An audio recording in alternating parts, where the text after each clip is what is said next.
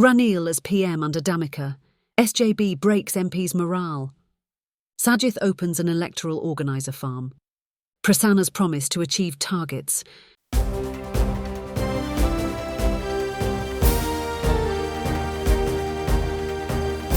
The leader, දේශයට මග කියන ප්‍රවෘත්ති පෙළගැස්ම. Ranil as PM under Dhammika. SJB breaks MP's morale. Politics is now fully fired up, with just a single move or word setting off a chain of events. Chandima Weerakodi, now with the SJB, claimed in Parliament yesterday that President Ranil Wickremesinghe had gone down on his knees before the Rajapaksas and pleaded with them not to field Dhammika Pereira as their presidential candidate.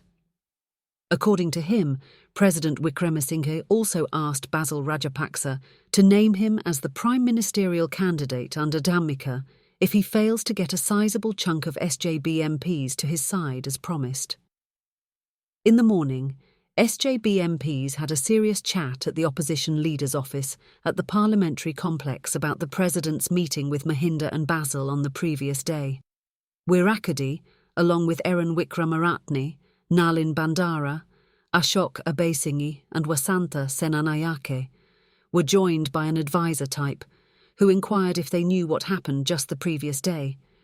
When he said it was Ranil's meeting with the two Rajapaksas, they said they too were talking about that.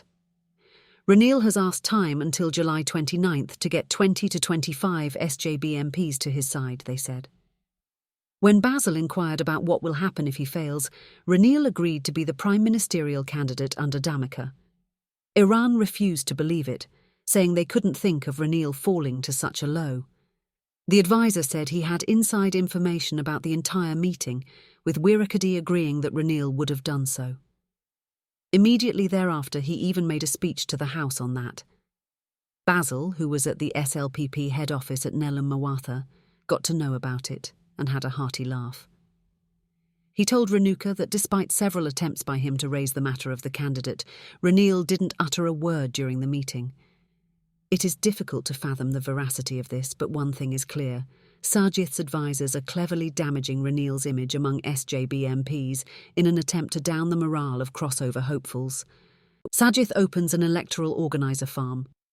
Freedom People's Congress MP Professor Charitha Herath officially joined the SJB yesterday, a day after he announced to the media about his planned move. He put off receiving the membership letter, saying it was not an auspicious day for him. He was taken to Sajith by senior advisor Lakshman Fonseca, who also orchestrated Dulles Alahaparuma's entry into the alliance led by the SJB. Giving him a warm welcome, Sajith appointed Charitha as the Katugampola electoral organiser and handed him the appointment letter. Now, Charitha's duty will be to deliver lectures on Sajith's behalf. Before that, he will have to do some research to know the likes and dislikes of his new leader. FPC parliamentarians Lalith Elawala and Thilak Rajapaksa too joined the SJB. Lucky was behind that too. Elawala will go on the SJB stage at its public rally in Kalutara on the 13th. Attorney Krishmal Warnasuriya too extended support for Sajith. He was in the JVP's national list at the 2015 general election and contested the next one from Colombo on the UNP ticket. Counting more than 24 years in criminal law practice in the UK and at The Hague, he was made a Colombo district organiser by Sajith. This has not gone well with the 6 FPC MPs who joined the SJB in January. Sajith got to know about it when GL Peiris complained about it. On the same night, GL invited Sajith to a party at his home, but he sent Sujiwa Senasinghe as his emissary. Dylan Pereira, Nalaka Godahewa, Upul Galapati, Yapa Bandara and Kumarasiri too attended. While eating and drinking, they grumbled all the while about the step-motherly treatment given to them. One said firmly to Senasinghe that it was them who had joined first when Dulles hesitated. Since Senasinghe couldn't answer them, he got Sajith on the phone. He promised them electoral organiser positions. Among them, Godahewa is going to get Sarath Fonseca's Kalania electorate. So, despite minor hiccups, the SJB is getting bigger by the day. In the meantime, Ranil's strategy is to provoke infighting in the SJB ranks, As Fonseca runs riot on one hand, Rajitha Senaratne, too, has entered the fray.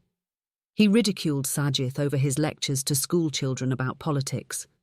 Ranil will not just look on while Sajith distributes organiser positions on the wholesale, but no one can even guess his game until he makes his move. After taking the country across the Vine Bridge, will he be able to cross the political one too? Just wait and see. Prasanna's promise to achieve targets. President Ranil Wickremesinghe met government MPs on Monday as usual. State Minister Kanaka Herath gave an explanation about the Telecommunications Regulatory Commission Act. Ranil said it is essential to get this important act passed, without which the digital economy cannot be launched. Also, it is needed for economic reforms. The president promised that within 2 months of the bill's passage, Elon Musk will be brought to the country. Next up for discussion was the Act Against Cruelty to Animals. Madura Vithanaj said some of its clauses are inappropriate.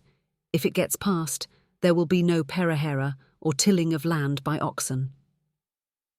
An agriculture official noted that agricultural activities are exempted in the Act.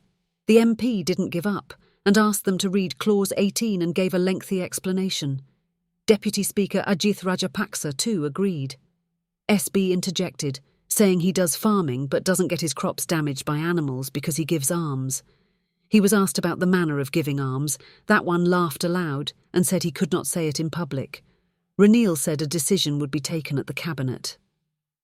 Referring to the Excise Revenue Act, he said the aim is to raise state revenue by 1 billion rupees.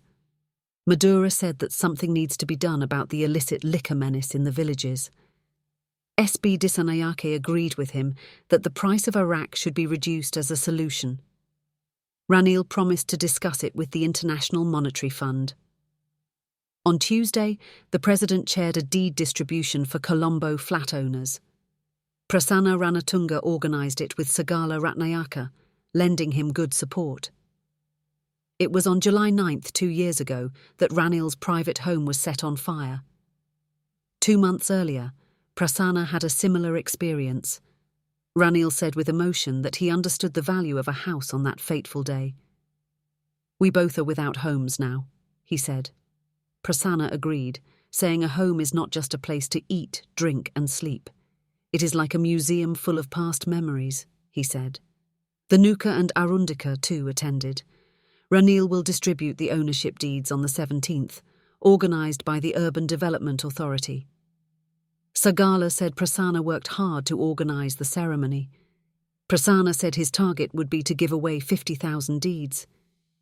When he said Sajith caused a 5,500 million rupee loss from the construction of houses, Ranil just smiled.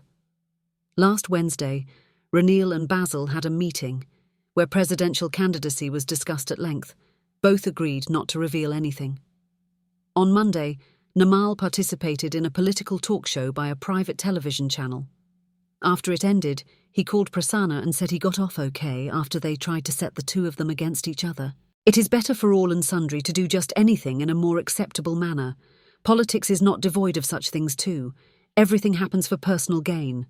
Serving the people is nowhere near their targets. That's it for today.